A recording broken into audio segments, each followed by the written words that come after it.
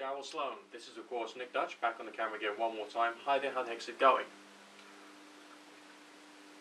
Rather enjoyed your video. You came across, you came out with a lot of great points. This is your video about psychic experiences and laboratory testing. At the earlier part of your video, you mentioned morality, or morality associated with psychic phenomena and so on and so forth, and saying that basically there isn't any. It's like almost like, by analogy, like a hammer. But yeah, and I agree with you perfectly. However, the hows and whys as to where this has come from, that people have applied like morality and karma, and you can't do this because God won't like it, okay, you know what I mean, can't do this because the man upstairs or like the Lord and Lady, they don't like it, okay. Where it comes from is there's a certain subset of practices. I mean, like all of the occult and spiritual practices, like a massive combination, a bag of mixed nuts, basically. And there's one tiny section there which has religious experience as being part of like a mechanism to achieve or to attempt to achieve something, hypothetically, Maybe that's the way you get your gamma brainwave frequency, so you can then try and have your astral projection and so on and so forth. So, because of that, there will then be the interference from people, because people lay down moral and religious laws, which can then affect the mentality of the people who are doing those particular practices, which can create some problems. So, that's probably where the strange idea is that there should be some kind of threefold law or karmic law associated with magical or occult and all the rest of the type phenomena should be coming from. People have made it up, they've enforced it upon society because of this one particular subset of the phenomena type thing. Okay? You with me so far? Cool. Now, the next bit is about actual testing. Now, we can't get away from politics. Whenever there's two people having a conversation, that's political.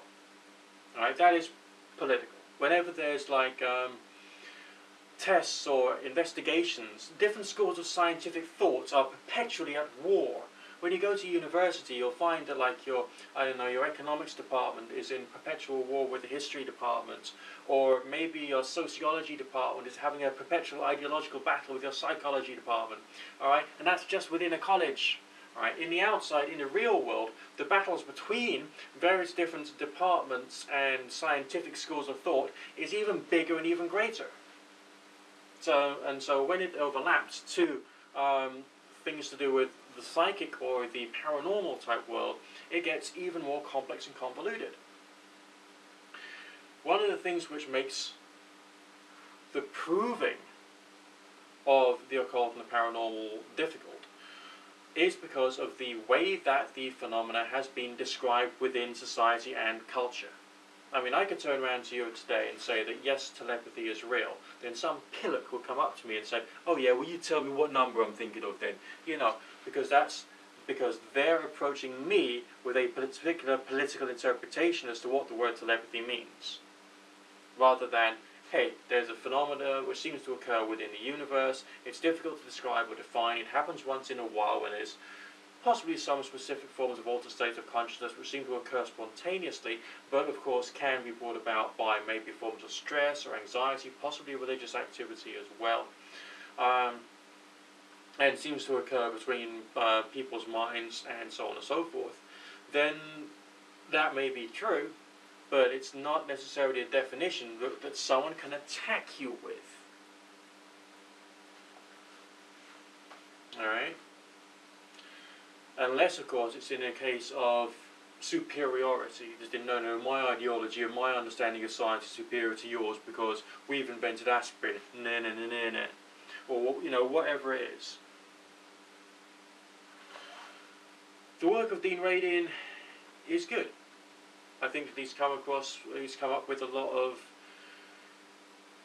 very interesting facts.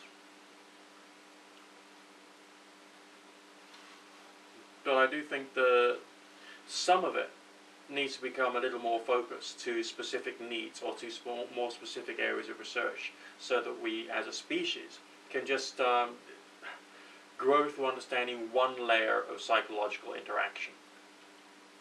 Because humans aren't all that bright. We just aren't.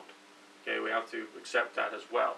And so starting with a basic phenomena and building that up, building up the understanding bit by bit would be a lot better.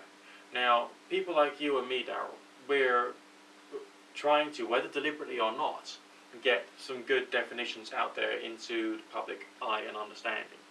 The reason that I'm doing it is to help generate a potential future whereby people can start to accept that there is some validity to some of this stuff. And maybe with further developments, okay, we as a species will be able to say this could actually be useful because we can learn to control it. But we've got to remove the political dimension, we've got to remove the religious overlays that people have thrown upon it, okay, and try and look at this phenomena in a much more objective light. Unfortunately, there's people like you and me who are trying to do that. And viva transdeism. Speak to you soon.